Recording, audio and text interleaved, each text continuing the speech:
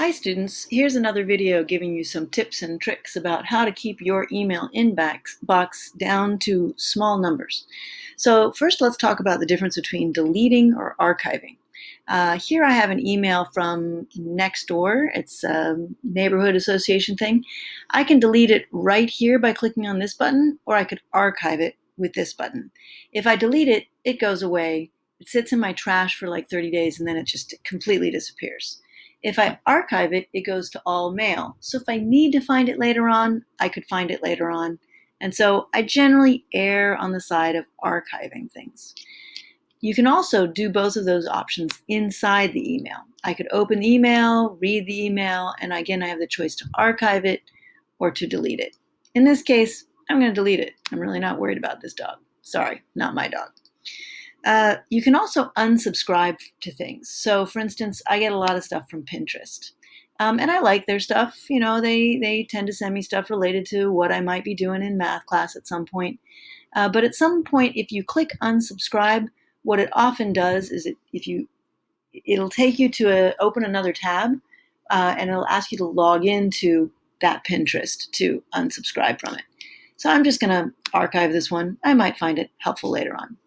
Twitter is another one that I really need to unsubscribe to, because the last thing I need is social media nagging me to look at social media. Good God, no, not happening. But when I click unsubscribe, it opens Twitter in another tab for me and tells me I got to unsubscribe from there. And I find that even more annoying. So I'm definitely going to unsubscribe from them, but I can't show you that right now because I got to deal with logging into Twitter to do it. So I've got that open in another tab now, and I'm just going to delete it.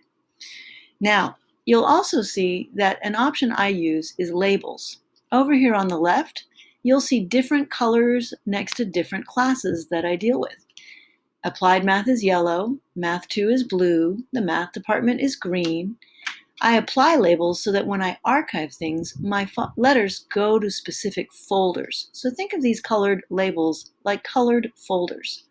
So for instance, if I was looking at this email about how to grade tests on Delta and look at people's work, I could add the label to that.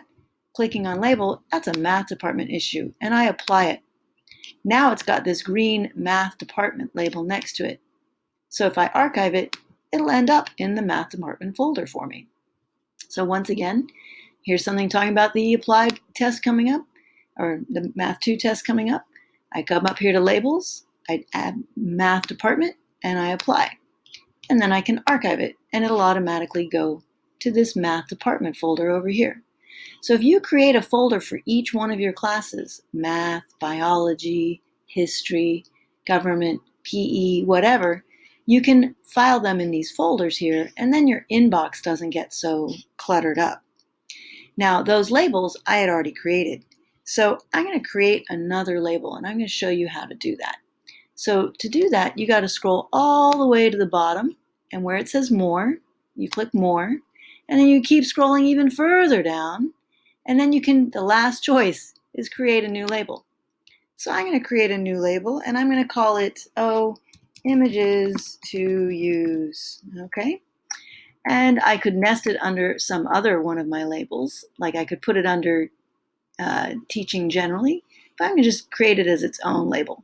And it will automatically be created and organized on the left, generally alphabetically. So there's images to be used in the I range. Now, I have several things that I want to file under images to use. And gee, now I'm having difficulty finding them. I could teach you how to search for them, but here's one. My Pirate Day math puzzles. I want that to be an image that I'm going to use some of the pictures they have in here later on. So I can now apply the label, images to use, apply, and now it's under images to use. Now, I get emails from these guys, Anthony and the Mash Up team, daily, and they generally have pictures in there that I want to use. So one of the things I can do is I can arrange for an email that comes into my email inbox to automatically go into that images to use file. So I can come up here and I can say, suppose I have anything from Anthony and Mash Up Math.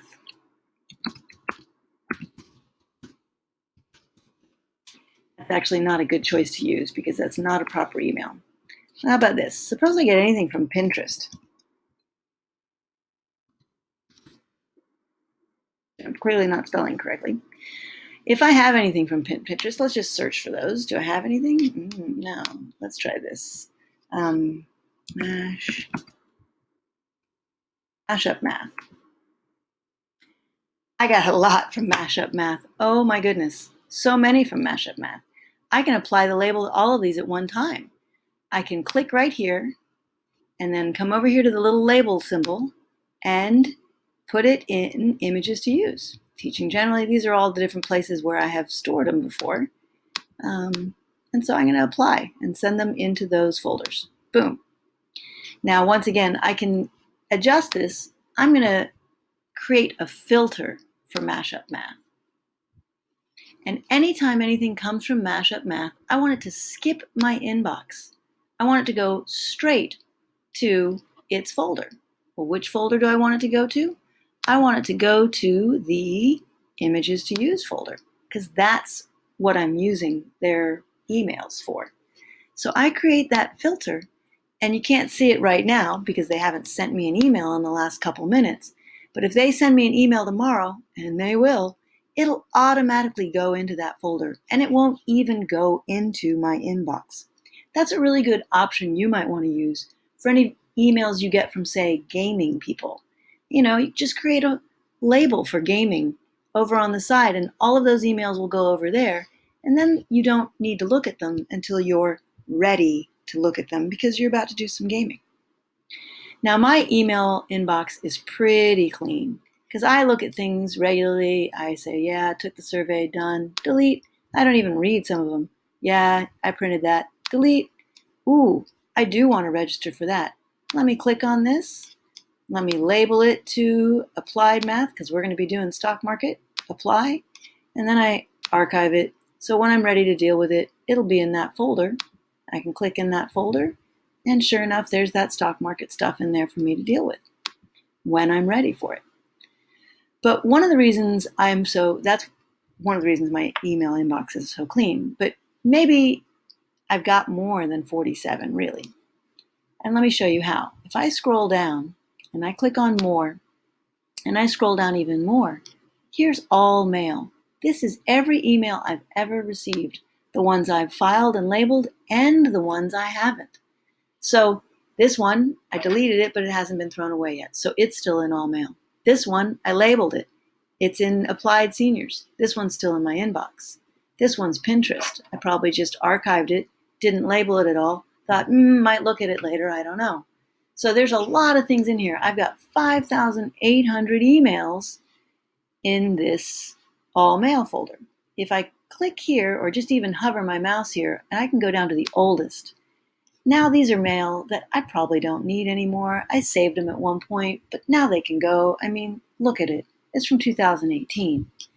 I can click right up here and I can select everything on that page. Notice it tells me it's only 45 conversations on that page.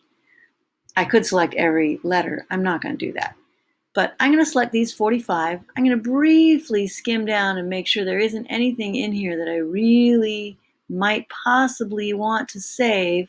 Ooh, these are filed under Applied Math Seniors. I might still save that. Those guys I'll still use. But pretty much everything else I don't think I need. So I just do a quick, slow reading of headlines.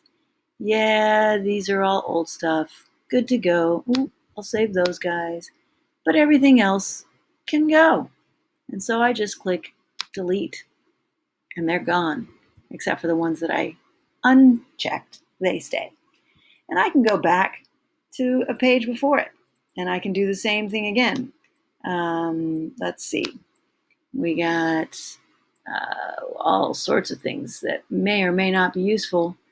But these are from students, their work. It's from 2018. I don't need any of this stuff. Oh my gosh, just delete it already. Delete. Gone. All right. So that may be slow if you've got 5,000 and you're doing 50 at a time and you have to read through them. But just so you know, that's where everything goes when you click archive. So don't worry about clicking archive. You're not throwing it away. I use the trash can if I really want to delete something. So one other thing about filters. I would like all of you that are seniors to do a quick search for anything that's come to you from Mrs. Loving, right? She's important. She gives you stuff about getting money for college. We're going to create a filter for Ms. Loving, and we're going to come down here and always mark it as important. So if ever anything comes from Ms. Loving, it'll be starred and marked as important. I create that filter, and now if anything comes from her into my inbox, it'll have a little gold star next to it so that I remember to look at it, and it'll be marked as important for my important folder. I hope these tips help you sort your emails a little bit more efficiently.